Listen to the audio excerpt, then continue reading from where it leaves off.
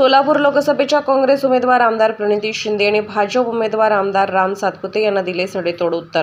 राम सातपुते यांनी सुशीलकुमार शिंदे यांना प्रॉपर्टीचा हिशोब देण्यासाठी दिले होते चॅलेंज।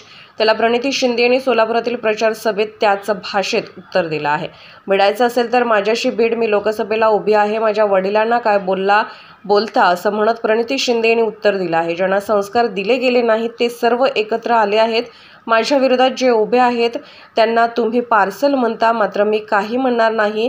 ते काही दिवसापासून शिंदे साहेबांवर बोलत आहेत। तुम्हाला लाज वाटायला पाहिजे, ज्या माणसाने संघर्ष केला। तुम्ही कोण सांगणारे? सोलापूरला माहिती आहे शिंदे साहेबांचा संघर्ष। मी कधीच त्यांच्या वडिलांवर बोलत नाही, कारण आपण सुसंस्कृत लोक आहोत। तुम्हाला इलेक्शन कोणत्या पातळीवर घेऊन जायचं आहे? मी उमेदवार आहे, शिंदे साहेब इलेक्शनसाठी उभे नाही आहेत। भिडायचं असेल तर माझ्या कामाबद्दल भिडा।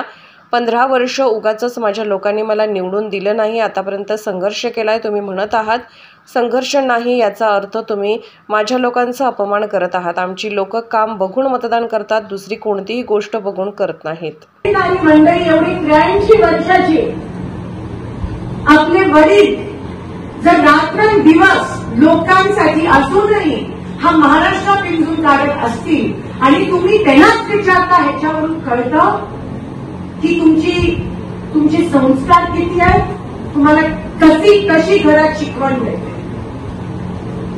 आणि ते सगळे ज्यांना संस्कारच दिले गेले नाहीये ते सगळे एकत्र झालेले असतात। तुम्ही बघू शकता माझ्या विरोधात जे उभे राहिले, ज्याला तुम्ही पार्सल वगैरे म्हणता, मला काय म्हणायचं नाहीये, ते देखील काही दिवसापासून शिंदे साहेबांबद्दल बोलत आहेत। चेतन भाऊनी बरोबर उत्तर दिलं त्या ठिकाणी। अरे भिडायचं तर माझ्याशी भेट ना, मी उभी आहे ना उमेदवार म्हणून। माझ्या वडिलांना काय एवढं बोलताय तुम्ही? आणि लाज वाटायला पाहिजे तुम्हाला, ज्या माणसांनी संघर्ष केला। तुमची पावती नकोय, सगळं सोलापूरला माहिती की या माणसाचा संघर्ष काय ते, तुम्ही कोण येऊन आम्हाला सांगता? लाज वाटायला पाहिजे असं बोलायला। मी कधी कोणाच्या त्यांच्या वडिलांवर किंवा दादाने करता, आपण सुसंस्कृत लोक आहोत, म्हणून मला इलेक्शन पण त्या पातळीला घेऊन नाही जायचं।